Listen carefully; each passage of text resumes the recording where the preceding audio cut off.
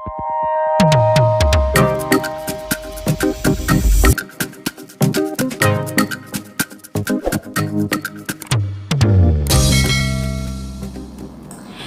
teman-teman, bergabung kembali di channel saya. Hari ini tetap kita kawal peristiwa ibu dan anak di Subang, di mana di hari raya ada pemberitaan jika Pak Yosef bertemu Danu di makam.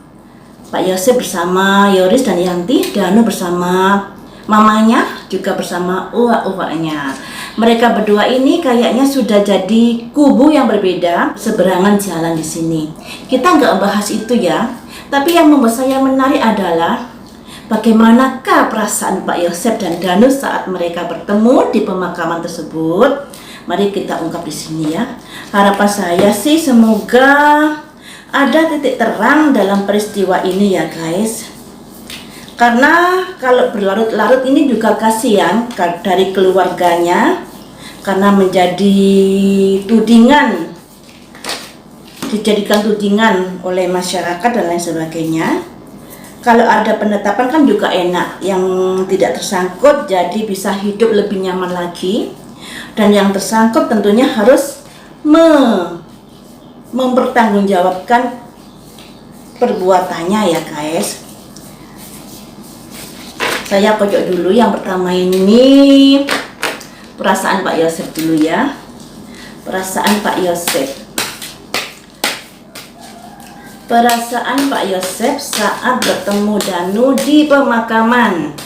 Bagaimanakah perasaannya?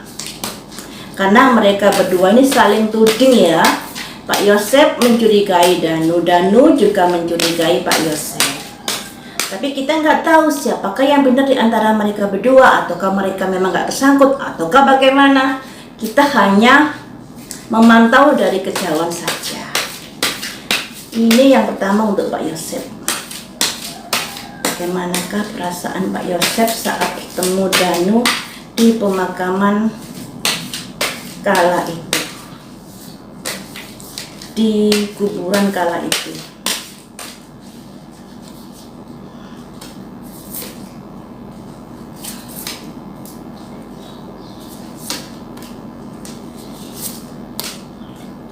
Kemudian saya ambil kartunya Danu. Bagaimanakah perasaan Danu saat bertemu Pak Yosef di pemakaman saat hari raya itu? Perasaan Danu saat bertemu Pak Yosef.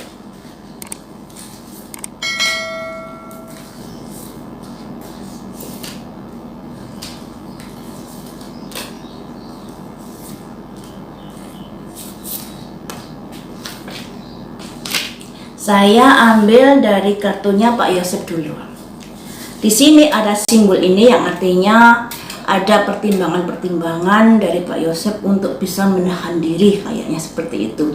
Dari perasaan-perasaan, walaupun di sini ada raja bawa pedang, sebuah kondisi di mana pikirannya agak kayak agak gimana gitu kepada Danu ya saat bertemu di pemakaman.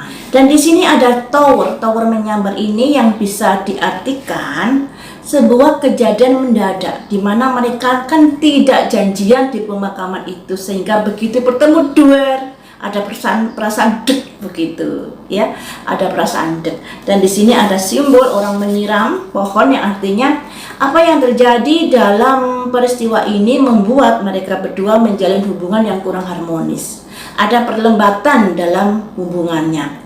Dan di sini juga ada simbol ratu bawa cangkir yang artinya seorang ratu itu sifatnya adalah keibuan ya, welas asih. Tapi ketika disakiti bisa menjadi agak murung, enggan bertemu, enggan bertatapan muka dan lain sebagainya. Artinya seperti ini teman-teman, kejadian itu memang terjadi secara mendadak begitu saja, tidak terencana. Dan di sini ada sebuah kondisi yang kurang nyaman ketika mereka bertemu. Ada kondisi kurang nyaman ini ya. Makanya di sini ada simbol ratu bawa cangkir. Yang tadinya hubungan mereka sangat baik, bisa diartikan baik ini ya baik orang yang wajar-wajar saja lah, saling sapa, saling tegur sapa. Karena kejadian peristiwa itu menjadi mereka berseberangan kubu yang pada akhirnya ada kegerahan, ada kejenuhan atau ada gimana ya rasanya enggan untuk bertemu semacam itu. Dan di sini terlihat juga Pak Yosef sepertinya ada amarah di sini, tapi berusaha untuk diredam kala itu di pemakaman tersebut. Berusaha untuk diredam walaupun di sini sebenarnya ada emosi yang agak naik ya, tapi berusaha diredam kala itu membuat hubungan menjadi perlambatan ya. Biasanya kalau momen silaturahmi atau momen hari raya kan bisa saling anjang sana, saling memaafkan, tapi di sini tidak, dikarenakan apa yang terjadi kan mereka sudah saling tuding di media sosial ya.